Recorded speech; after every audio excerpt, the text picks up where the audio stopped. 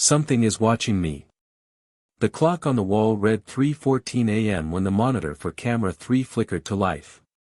It was the old loading dock, a place usually swallowed by shadows and heavy silence.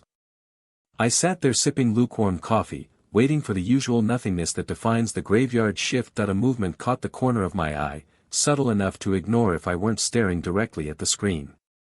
It wasn't a stray animal or a shifting shadow from a passing car. It was a figure, standing perfectly still right in the center of the frame. The silhouette was tall, unnaturally thin, and lacked any recognizable features in the grainy infrared light that I leaned forward, my heart hammering against my ribs like a trapped bird. I checked the perimeter alarms and the motion sensors for the entire zone, but everything showed a steady green.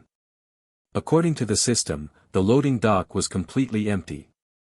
The figure on the screen didn't trigger a single sensor, yet it was standing there, staring directly into the lens that I reached for my radio to call for backup, but my hand froze midair. The figure began to move, not by walking, but by twitching in rhythmic, jagged motions. It glided closer to the camera, its limbs bending at angles that no human body could possibly sustain. The screen hissed with static as it drew near, the gray noise swallowing the edges of the frame. A sudden, sharp metallic bang echoed through the hallway outside my booth. I froze, realizing the sound came from the very loading dock I was watching on the monitor. The figure on the screen was no longer looking at the camera, it had turned its head toward the office door, as if it could see me through the glass. The power flickered once, twice, and then died completely, plunging the security booth into absolute darkness.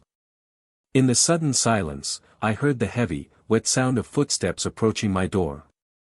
They weren't the footsteps of a person, but something heavier, dragging something along with it. I sat paralyzed in the dark, clutching my flashlight as the handle of my office door began to turn.